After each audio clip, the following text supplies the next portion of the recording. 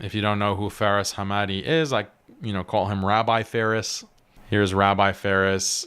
This guy is literally, just 7 years ago, he was doing CrossFit. He was a CrossFit coach, and he had a gym in the UAE. That was his job. And then suddenly he became a sheikh, a scholar, and he goes online and he says outrageous things that we'll talk about. So, my girl's stronger than you. That's his shirt, as he's doing CrossFit. Very funny shirt to be wearing for a Muslim scholar. And then we can't go through Faris Hammadi's whole record, but he got a lot of heat and a lot of backlash because when there were these boycotts announced against Starbucks and McDonald's, he came out and said that, well, boycotting is haram. Boycotting is haram. You can't boycott Starbucks. And he even at one point said that if you boycott Starbucks, you're a terrorist. He said khariji. Like, he called those who are boycotting as khawarij. So being a khariji basically means you're a terrorist and you're a deviant if you boycott Israel. And if you don't believe me that that's what he said, we can watch this. Here we go. Let's see. Hopefully you can hear this. Country.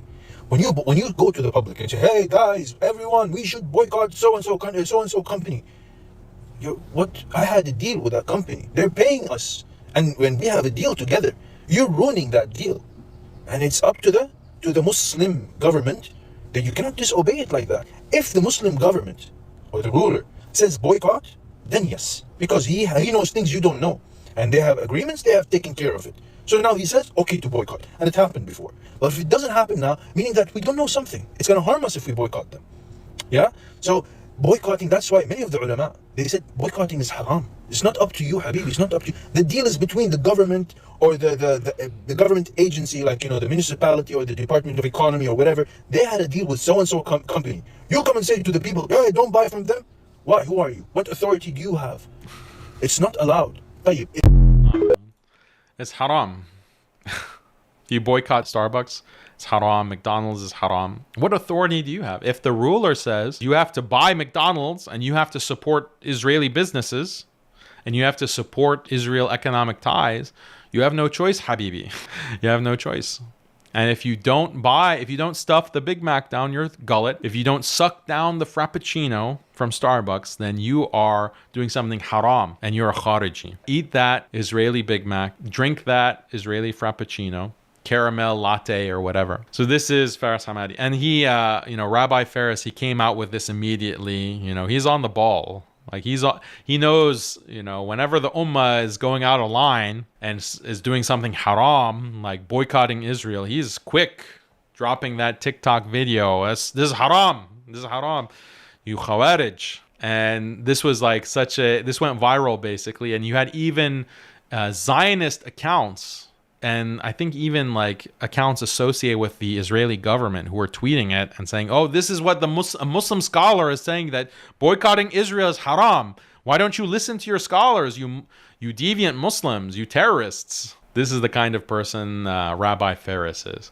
And then he got a lot of backlash. So he's had to retract his stance. So he's made many videos about boycotting because he can't get his story straight.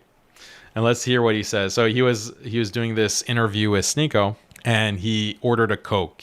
He's drinking Coca-Cola. So now what's his stance now on boycotting? And in that interview, I ordered a Coke, given the thing that I believe in, that I believe that boycotting in Muslim countries, it is up to the person. And I mentioned in Sneeko's interview. Oh, now it's up to the person. Boycotting is up to the person. Wait. Didn't you say it was up to the ruler? We saw the video. You said that boycotting is up to the ruler. Now it's up to the person. So if you want to do it, you don't want to do it, it's up to you.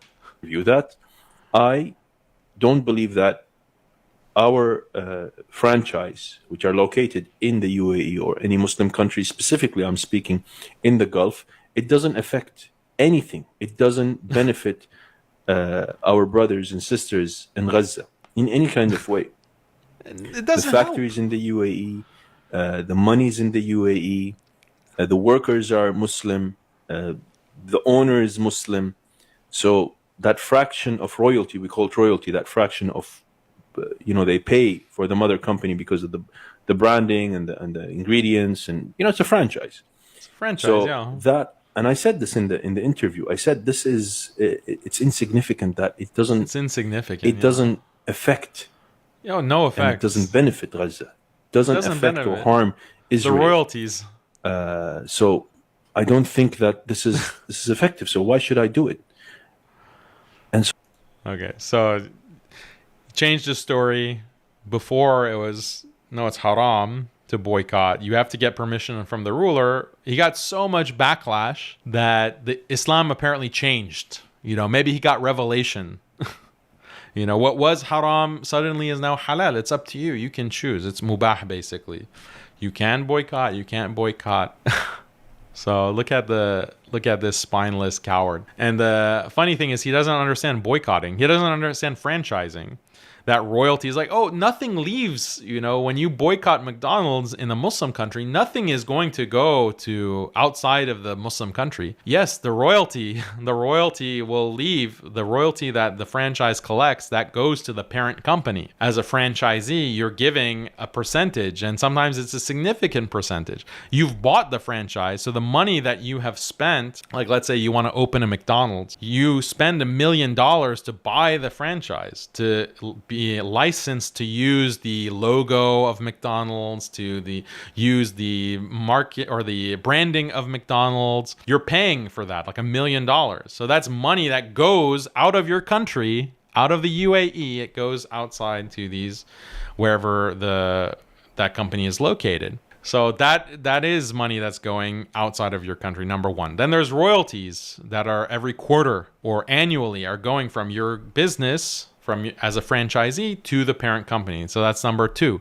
Number three, if that franchise suffers because Muslims in the country are boycotting it, then future business owners will not want to buy that franchise. Muslim business owners, millionaires or billionaires in the UAE or in any of these Muslim countries will say, well, I better not buy McDonald's, I better not buy Starbucks because there's a boycott. So let me buy another franchise, a franchise that will have Muslim customers. So then they'll spend that $1 million or the millions of dollars to buy franchises that Muslims will buy food from or buy clothes or whatever from. So this is basic logic. Like, this is how boycotts work. And this Faris, Rabbi Faris, wants to pretend that he doesn't understand any of this. Even though he's a business owner, he had his CrossFit gym. So I'm sure he has like this kind of knowledge of how franchises works, but he's playing dumb. So this is very despicable, disgusting. What a loathsome person. Like, the minimum that Muslims want to do is, I want to do something for my brothers and sisters in Palestine. I can't do much, but the least I can do is I won't buy from these companies that overtly have supported this kind of war against Palestinians. I want to do the minimum. And then immediately this agent, the Zionist agent, comes and says, no, it's haram. It's haram to do even that little bit. Imagine what kind of a sellout agent you have to be. There's not enough, bad things that can be said about such a person.